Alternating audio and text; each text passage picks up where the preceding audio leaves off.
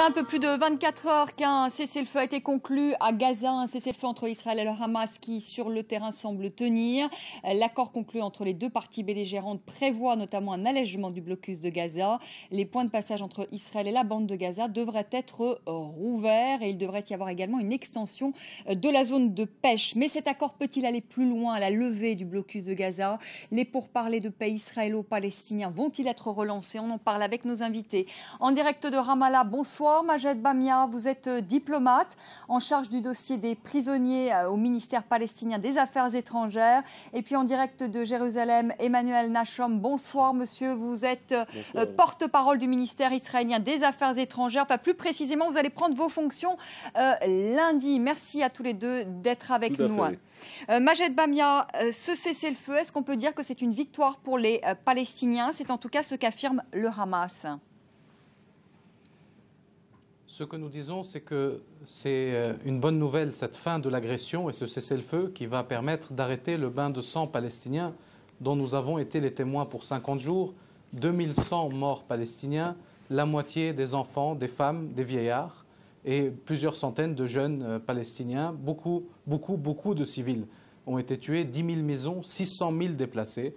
Mais nous disons qu'il faut lever le siège inhumain et illégal et donc nous allons voir si, pour cette fois-ci, Israël, enfin, tiendra ses promesses et ses engagements, à la fois ses obligations internationales, mais aussi ce qu'elle a déjà signé auparavant, qui était la réouverture des points de passage, la construction d'un port, le fonctionnement de l'aéroport. Toutes ces choses-là, nous nous étions mis d'accord avec Israël dans le passé, et Israël a empêché leur réalisation de manière catégorique. Aujourd'hui, il en va de la vie de notre peuple à Gaza, qui doit faire face à une destruction et un chaos terrible laissé par les bombardements meurtriers israéliens.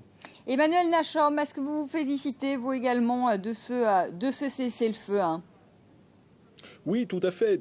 C'est ce que nous avons souhaité dès le départ. Il faut quand même se souvenir que ce n'est pas nous qui avons souhaité cette confrontation militaire. Cette confrontation militaire a été provoquée par le Hamas qui a commencé à tirer des roquettes contre des villes et contre des civils israéliens. Et nous avons naturellement réagi. De notre point de vue, il n'a jamais été question d'une initiative agressive. Nous avons réagi à l'agression du Hamas.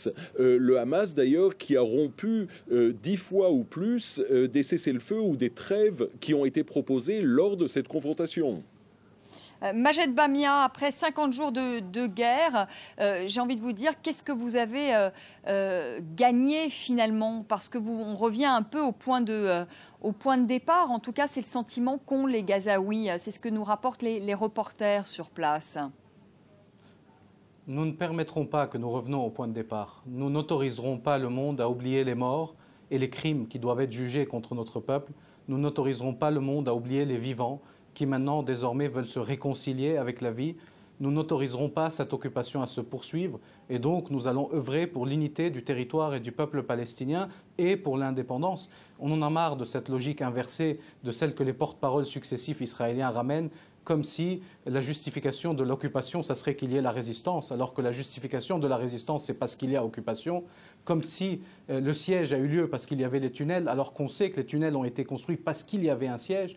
Et donc maintenant, il faut dire à Israël qu'il est temps de cesser ces crimes, qu'elles ne sont pas un moyen d'assurer la sécurité de quiconque. Elle a déjà essayé ces méthodes brutales et barbares pendant 65 ans, 3 guerres contre notre peuple dans la bande de Gaza, ça n'a pas permis d'arrêter quoi que ce soit. Et donc nous disons, nous sommes prêts pour arriver à une solution qui passe par la fin de l'occupation, la libération nationale pour les Palestiniens et la paix dans la région. Il serait temps que les Israéliens répondent à cela. Est-ce qu'ils sont prêts à mettre fin à leur colonisation et leur occupation? Et je peux déjà vous dire que le vice-ministre, secrétaire d'État israélien pour la liaison au Parlement, aujourd'hui dans ses déclarations officielles, a dit qu'Israël ne renoncera jamais à la Cisjordanie, qu'il appelle Judée et Samarie, et que revenir aux frontières de 67, c'est-à-dire mettre fin à l'occupation israélienne, ça serait un suicide national. C'est le genre de déclarations qui disent que nous sommes face à un gouvernement colonial qui veut continuer sa colonisation.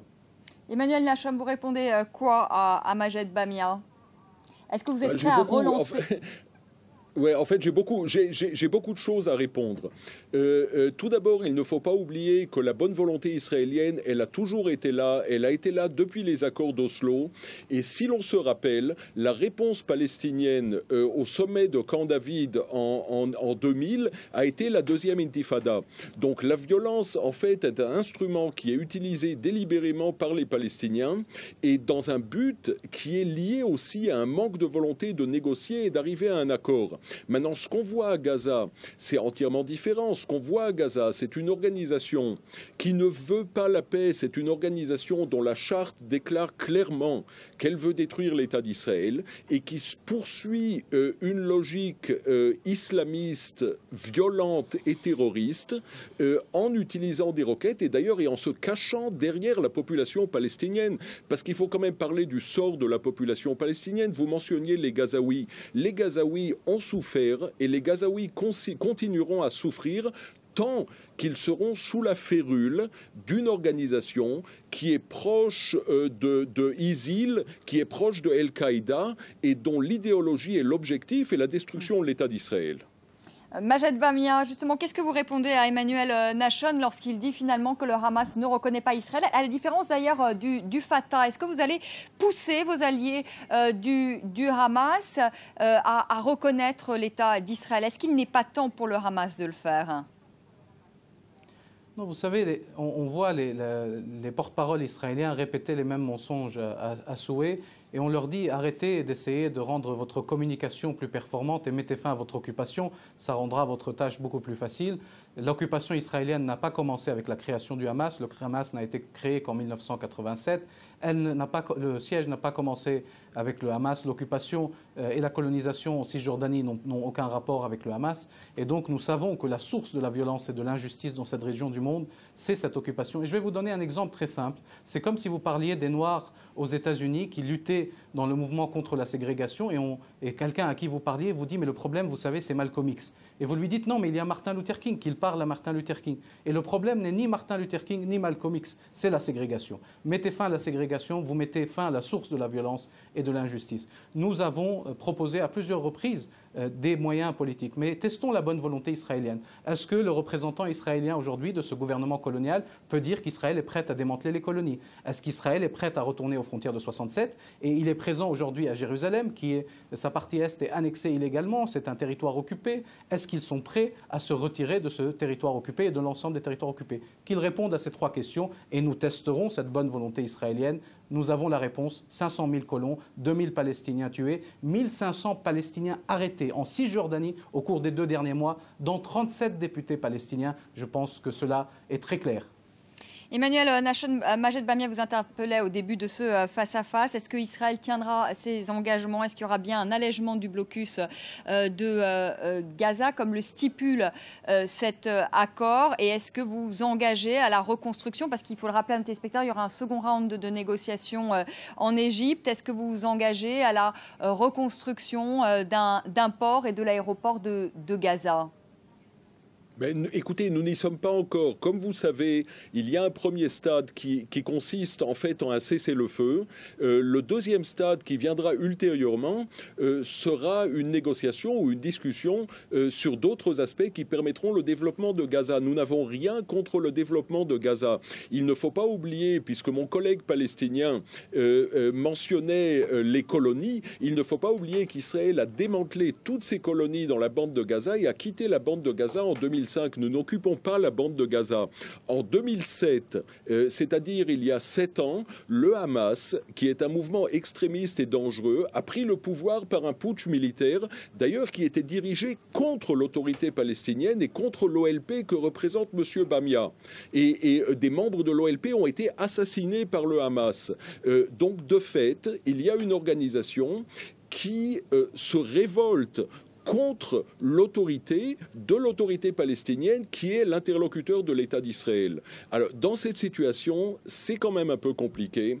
Je vois et j'ai observé les scènes de liesse des Gazaouis. Je crois que c'est une liesse qui, malheureusement, est mal placée parce que la destruction est énorme et la destruction est la responsabilité directe, immédiate et totale du Hamas qui a commencé cette guerre qui, de notre point de vue, est était absolument inutile. Majed Bamia, un mot quand même. Est-ce que le Hamas est aujourd'hui militairement affaibli? Est-ce qu'il sort de cette guerre affaibli militairement? Est-ce que on sait qu'il y a eu de nombreuses destructions d'endroits où il y avait des roquettes. Il y a des membres du Hamas également qui ont été assassinés. Est-ce qu'aujourd'hui le Hamas est affaibli? Avant de répondre à cette question, soyons clairs, nous ne sommes pas collègues. Vous n'avez peut-être pas l'habit militaire, monsieur, mais vous représentez le même gouvernement d'occupation et la puissance coloniale. Et donc, nous ne sommes pas du même ordre et je n'accepte pas cela. Je représente ici un mouvement de libération nationale qui est très fier de lutter pour la liberté et la dignité, alors que vous êtes là pour défendre un gouvernement d'oppression et d'occupation. Deuxièmement, votre ministre des Affaires étrangères est un colon. Il habite dans une colonie à côté de Bethléem. C'est la première fois qu'on voit un ministre des Affaires étrangères habiter à l'extérieur de son propre territoire et je pense que ça dit beaucoup sur ce gouvernement israélien. Quant aux capacités militaires du Hamas, nous avons entendu que c'était la raison de toutes les guerres précédentes. Nous n'avons pas l'impression que cela ait été particulièrement un succès et nous disons que ce n'est pas ça notre préoccupation. Notre préoccupation, c'est de savoir est-ce que nous allons avancer vers la libération nationale. C'est est-ce que la communauté internationale qui partout ailleurs dans le monde essaye d'appliquer le droit international et prend des mesures, y compris des sanctions, y compris le boycott, y compris l'interdiction d'entrer sur son territoire de criminels de guerre. Est-ce qu'elle va prendre ce genre de mesures à l'égard d'Israël qui ne remplit pas ses obligations internationales? Encore une fois, nous avons proposé la paix à plusieurs reprises, mais cette paix ne peut pas passer par la capitulation du peuple occupé. Elle passe par la libération nationale. Aujourd'hui, ce siège inhumain et illégal n'est pas quelque chose dont nous devons discuter ou négocier avec les Israéliens. Notre liberté n'est pas négociable. Les crimes de guerre ne peuvent pas être autorisés ou sujets à discussion. Donc il est temps que ces principes universels ne tombent pas aussi sous les bombes comme les morts palestiniens qu'on a pu observer. Les scènes de liesse, vous savez pourquoi elles ont eu lieu? Parce que les gens se sont rendus compte qu'ils étaient encore vivants. Et ça, c'était incroyable. Après des bombardements qui ont visé partout, y compris les écoles de l'ONU qui avaient le drapeau de l'ONU. Même cela, il n'y avait aucun lieu pour se protéger. Et donc, nous sommes tous face à nos responsabilités. La puissance occupante, c'est certain. Nous, comme gouvernement d'unité nationale palestinien, c'est certain. Mais aussi la France, et aussi l'Europe, et aussi le monde. Et c'est la conscience universelle qui doit parler aujourd'hui pour faire face à ces crimes et faire en sorte que les principes universels ne soient pas gâchés et ne soient pas détruits sur l'autel de l'exception israélienne et de cette impunité israélienne qui ne sert aucun peuple dans la région.